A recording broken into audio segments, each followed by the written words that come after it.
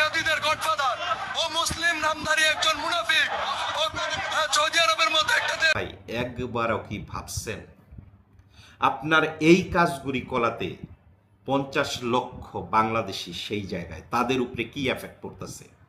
মাত্র এক সপ্তাহে আপনারা এই কাজগুলি করার পরে মাত্র এক সপ্তাহে 20,000 বাংলাদেশি প্রবাসী অ্যারেস্ট সৌদি আরবে। একটু খোঁজ নেন, যারা এয়ারপোর্টে আসতেছে তাদের বিষয়ে একটু খোঁজ নেন আপনারা।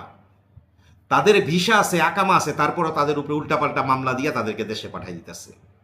কেন? কারণ আপনারা যেই কাজগুলি করতেছেন এটার এফেক্ট পড়ে ভাই পৃথিবীতে।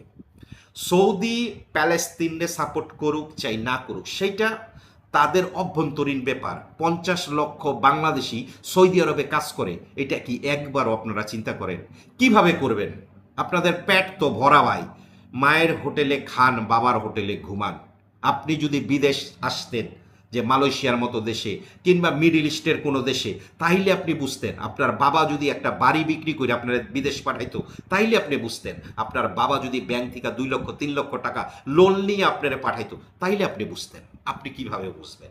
আপনারা যারা ব্যঙ্গ করতেছেন সৌদির বাদশারে, একবার ওকে চিন্তা করছেন 50 লক্ষ লোক ফ্যামিলি চালানোর জন্য সেই দেশে চাকরি করে। 50 লক্ষ লোক কম হইলে বাংলাদেশের 2 কোটি লোকেদের চালায়। এটা আপনাদের মাথায় ঢুকবে না, কারণ কি জানেন? আপনাদের মাথা মোটা।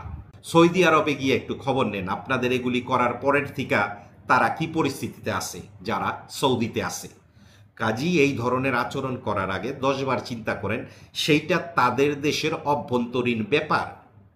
আপনি আমি প্যালেস্তিনকে পছন্দ করি, ভালোবাসি, আমরা আন্দোলন করব, কিন্তু সেটা সুষ্ঠুভাবে। আন্দোলনের শেষে দেখা যায় অমুকের মুদি দোকান ভাঙবেন, অমুকের কারখানা ভাঙবেন, অমুকের জায়গায় আগুন লাগাই দিবেন। ভাই এগুলি থেকে বের হয়ে আসেন, বের হয়ে আসেন। আর কয়দিন থাকবেন এগুলি? নিজের দেশ ধ্বংস করবেন আর কত অন্যের কারণে। আপনি যদি মনে করেন যে আপনি প্যালেস্তিনকে সাহায্য করবেন টাকা দিয়া, না, আপনি সাহায্য করবেন হাউকাউ কইরা, অন্য জনের জিনিসপত্র ভাঙ্গা, অন্য জনের ধ্বংস কইরা, সেটা কতটুকু যুক্তিসঙ্গত? আমি বলবো যে যদি আপনি এমন ভাবেন যে প্যালেস্তিনের জন্য আপনি জীবনটা কলিজাটা বাইর করে দিয়ে দিবেন, আপনি কেন প্যালেস্তিন যান না ভাই?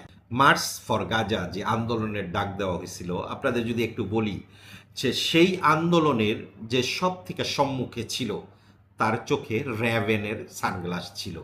এবং এই যে যেই ব্যক্তি এই আজকে আউকাউ করতেছে, তার চোখেও র্যাভেনের সানগ্লাস।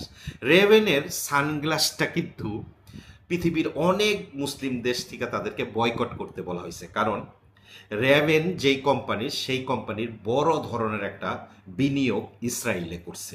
সেই কারণে যাই হোক, সেই জায়গায় যাব না আমরা। কিছু কিছু সময় হিপোক্রিট হয়ে যায়।